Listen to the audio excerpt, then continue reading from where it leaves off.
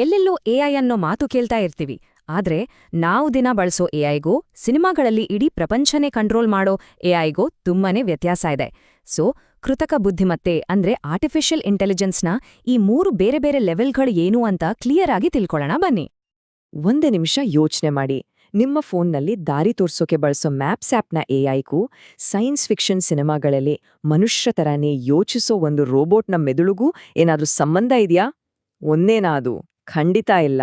ಎಲ್ಲ ಎಐ ಒಂದೇ ಥರ ಅಲ್ಲ, ಅದರಲ್ಲೂ ಬೇರೆ ಬೇರೆ ವಿಧಗಳಿವೆ ಅನ್ನೋದನ್ನ ನಾವು ಮೊದಲು ಅರ್ಥ ಮಾಡ್ಕೋಬೇಕು. ಸರಿ, ಹಾಗಾದ್ರೆ ಮೊದಲನೇ ಲೆವೆಲಿಂದ ಶುರು ಮಾಡೋಣ. ಇದು ನಮಗೆಲ್ಲ ಚೆನ್ನಾಗಿ ಗೊತ್ತಿರೋ ಎಐ, ಯಾಕಂದ್ರೆ ನಾವು ಇದನ್ನ ಆಲ್ಮೋಸ್ಟ್ ಪ್ರತಿದಿನ ಬಳಸ್ತೀವಿ. ಇದರ ಹೆಸರು ನ್ಯಾರೋ ಎಐ. ಸೊ ಏನಿದು ನ್ಯಾರೋ ಎಐ? ಇದನ್ನ ವೀಕ್ ಎಐ ಅಂತನೂ ಕರೀತಾರೆ. ಅಂದ್ರೆ ಇದು ಒಂದೇ ಒಂದು ನಿರ್ದಿಷ್ಟ ಕೆಲಸ ಮಾಡೋಕೆ ಅಂತಾನೆ ಸ್ಪೆಷಲ್ ಆಗಿ ಟ್ರೈನ್ ಆಗಿರೋ ಒಂದು ಆರ್ಟಿಫಿಷಿಯಲ್ ಇಂಟೆಲಿಜೆನ್ಸ್. ಅದರ ಸ್ಪೆಷಾಲಿಟಿ ಬಿಟ್ಟು ಬೇರೆ ಯಾವ ಕೆಲ್ಸನೂ ಅದಕ್ಕೆ ಮಾಡಕ್ಕಾಗಲ್ಲ, ಯೋಚಿಸೋಕೂ ಆಗಲ್ಲ. ಅದರ ನಿಜವಾದ ಪವರ್ ಇರೋದೇ ಅದರ ಆ ಒಂದೇ ಕೆಲಸದ ಮೇಲಿರೋ ಫೋಕಸ್ನಲ್ಲಿ. ಉದಾಹರಣೆಗೆ, ಈಗ ಚಾಟ್ ಜಿಪಿಟಿ ತಗೊಳ್ಳಿ. ಅದು ಕಂಟೆಂಟ್ ಬರೆಯುತ್ತೆ. ಗೂಗಲ್ ಮ್ಯಾಪ್ಸ್ ನಮ್ಗೆ ಹೋಗ್ಬೇಕಾದ ಕಡೆಗೆ ಬೆಸ್ಟ್ ರೂಟ್ ತೋರಿಸುತ್ತೆ. ನಮ್ಮ ಮೊಬೈಲ್ ಫೇಸ್ ನೋಡಿ ಅನ್ಲಾಕ್ ಆಗುತ್ತಲ್ಲ, ಅದು ಕೂಡ ಇದೆ. ಇನ್ನು ನೆಟ್ಫ್ಲಿಕ್ಸ್ ನಮ್ಗೆ ಇಷ್ಟ ಆಗೋ ತರಹದ ಸಿನಿಮಾಗಳನ್ನ ರೆಕಮೆಂಡ್ ಮಾಡುತ್ತೆ. ಇವೆಲ್ಲವೂ ತಮ್ಮ ತಮ್ಮ ಕೆಲ್ಸದಲ್ಲಿ ಎಕ್ಸ್ಪರ್ಟ್ಸ್. ಇದನ್ನ ಸಿಂಪಲ್ ಆಗಿ ಹೀಗೆ ಅರ್ಥ ಮಾಡ್ಕೋಬಹುದು. ನ್ಯಾರೋ ಎಐ ಅಂದ್ರೆ ಒಂದೇ ಒಂದು ಕೆಲ್ಸದಲ್ಲಿ ಎಕ್ಸ್ಪರ್ಟ್ ಆಗಿರೋ ಒಬ್ಬ ಸೋಲ್ಜರ್ ಇದ್ದ ಹಾಗೆ. ಉದಾಹರಣೆಗೆ, ಚೆಸ್ ಆಡೋದ್ರಲ್ಲಿ ವರ್ಲ್ಡ್ ಚಾಂಪಿಯನ್ ಆಗಿರೋ ಒಂದು ಎಐಗೆ ಕ್ರಿಕೆಟ್ ರೂಲ್ಸ್ ಬಗ್ಗೆ ಒಂದು ಚೂರು ಕೂಡ ಗೊತ್ತಿರಲ್ಲ. ಇಲ್ಲಿಯವರೆಗೆ ನಾವು ನೋಡಿದ್ದು ನ್ಯಾರೋ ಎಐ ಬಗ್ಗೆ. ಅದು ಇವತ್ತಿನ ರಿಯಾಲಿಟಿ. ಈಗ ಬನ್ನಿ ಸ್ವಲ್ಪ ಭವಿಷ್ಯದ ಕಡೆಗೆ ಹೋಗೋಣ. ಅಂದ್ರೆ ಎಐ ಮನುಷ್ಯರ ಥರ ಯೋಚನೆ ಮಾಡಕ್ ಶುರು ಮಾಡಿದ್ರೆ ಹೇಗಿರುತ್ತೆ? ಅದನ್ನೇ ಜನರಲ್ ಎಐ ಅಂತ ಕರೆಯೋದು. ಜನರಲ್ ಎಐ ಅಥವಾ ಸ್ಟ್ರಾಂಗ್ ಎಐ ಅಂದ್ರೆ ಇದು ಮನುಷ್ಯರ ಹಾಗೆ ಯೋಚಿಸಬಲ್ಲ, ಹೊಸ ವಿಷಯಗಳನ್ನ ಕಲಿಯಬಲ್ಲ ಮತ್ತು ಯಾವುದೇ ಒಂದು ಬೌದ್ಧಿಕ ಕೆಲಸವನ್ನ ಅರ್ಥಮಾಡಿಕೊಂಡು ಮಾಡಬಲ್ಲ ಒಂದು ಎಐ. ಇದು ಒಂದೇ ಕೆಲಸಕ್ಕೆ ಸೀಮಿತವಾಗಿರಲ್ಲ, ಬದಲಿಗೆ ಮನುಷ್ಯರ ಮೆದುಳಿನ ಥರ ಮಲ್ಟಿ ಟ್ಯಾಲೆಂಟೆಡ್ ಆಗಿರುತ್ತೆ. ಆದ್ರೆ ಇಲ್ಲಿ ನಾವು ನೆನ್ಪಿಟ್ಕೊಳ್ಬೇಕಾದ ಒಂದು ಬಹಳ ಮುಖ್ಯವಾದ ವಿಷಯ ಏನಂದ್ರೆ, ಈ ತರಹದ ಎಐ ಸದ್ಯಕ್ಕೆ ಅಸ್ತಿತ್ವದಲ್ಲಿಲ್ಲ. ಹೌದು, ನಾವು ಸಿನಿಮಾಗಳಲ್ಲಿ ನೋಡೋದೆಲ್ಲ ಸದ್ಯಕ್ಕೆ ಕೇವಲ ಕಲ್ಪನೆಯಷ್ಟೇ. ಟೆಕ್ನಾಲಜಿ ಇನ್ನೂ ಆ ಮಟ್ಟಕ್ಕೆ ಬೆಳೆದಿಲ್ಲ.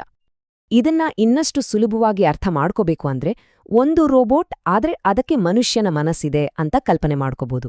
ಈ ತರದ ಒಂದು ಎಐನ ಡೆವಲಪ್ ಮಾಡೋದು ಸೈನ್ಸ್ ಮತ್ತು ಟೆಕ್ನಾಲಜಿ ಫೀಲ್ಡ್ನ ಒಂದು ದೊಡ್ಡ ಕನಸು ಅಂತಾನೆ ಹೇಳ್ಬೋದು. ಓಕೆ, ಈಗ ನಾವು ಮೂರನೇ ಮತ್ತು ಕೊನೆಯ ಹಂತಕ್ಕೆ ಬಂದಿದ್ದೀವಿ. ಇದು ಮನುಷ್ಯನ ಕಲ್ಪನೆಗೂ ಮೀರಿದ ಪವರ್ ಹೊಂದಿರುವ ಎಐ. ಇದರ ಹೆಸರು ಸೂಪರ್ ಎಐ. ಹಾಗಾದ್ರೆ ಏನಿದು ಸೂಪರ್ ಎಐ? ಇದು ನಮ್ಮ ಪ್ರಪಂಚದಲ್ಲಿರೋ ಅತ್ಯಂತ ಬುದ್ಧಿವಂತ, ಅತ್ಯಂತ ಪ್ರತಿಭಾವಂತ ಮನುಷ್ಯರಿಗಿಂತಾನೂ ಎಷ್ಟೋ ಪಟ್ಟು ಹೆಚ್ಚು ಬುದ್ಧಿವಂತಿಕೆ ಇರೋ ಎಐ. ಅದು ಕಲಿಯೋ ಸ್ಪೀಡ್, ನಿರ್ಧಾರ ತಗೊಳ್ಳೋ ಕೆಪಾಸಿಟಿ, ಅದರ ಕ್ರಿಯೇಟಿವಿಟಿ ಎಲ್ಲವೂ ಮನುಷ್ಯರ ಲಿಮಿಟ್ಸನ್ನ ದಾಟಿರುತ್ತೆ. ಜನರಲ್ ಎಐ ತರಾನೇ ಸೂಪರ್ ಎಐ ಕೂಡ ಸದ್ಯಕ್ಕೆ ಒಂದು ಹೈಪೊಥೆಟಿಕಲ್ ಕಾನ್ಸೆಪ್ಟ್ ಅಷ್ಟೇ. ಅಂದ್ರೆ ಇದೊಂದು ಸೈದ್ಧಾಂತಿಕ ಪರಿಕಲ್ಪನೆ. ಇದಿನ್ನೂ ರಿಯಾಲಿಟಿ ಆಗಿಲ್ಲ. ಇದು ಟೆಕ್ನಾಲಜಿಯ ಒಂದು ಬಹುದೊಡ್ಡ, ಬಹುದೂರದ ಗುರಿ.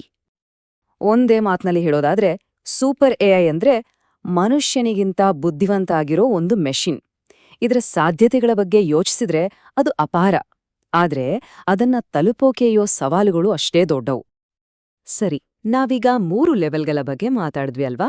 ಈಗ ಎಲ್ಲವನ್ನೂ ಒಟ್ಟಿಗೆ ಸೇರಿಸಿ ಒಂದು ಸಿಂಪಲ್ ಕಂಪ್ಯಾರಿಸನ್ ಮೂಲಕ ಇನ್ನೊಮ್ಮೆ ಎಲ್ಲವನ್ನೂ ಕ್ಲಿಯರ್ ಮಾಡ್ಕೊಳ್ಳೋಣ.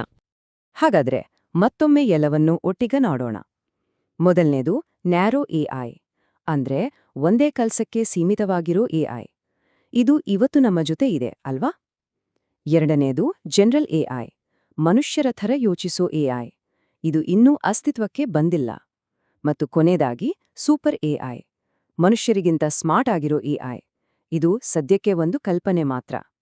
ಈ ಮೂರರ ನಡುವಿನ ವ್ಯತ್ಯಾಸವನ್ನ ಅರ್ಥ ಮಾಡಿಕೊಳ್ಳೋದು ಬಹಳ ಮುಖ್ಯ. ನೋಡಿ, ನಾವು ಇವತ್ತು ಬದುಕ್ತಿರೋದು ನ್ಯಾರೋ ಎಐ ಕಟ್ಟಿರೋ ಒಂದು ಜಗತ್ತಿನಲ್ಲಿ.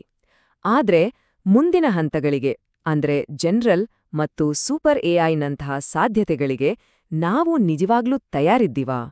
ಇದು ನಾವೆಲ್ಲರೂ ನಮ್ಮನ್ನ ನಾವೇ ಕೇಳ್ಕೋಬೇಕಾದ ಒಂದು ದೊಡ್ಡ ಪ್ರಶ್ನೆ.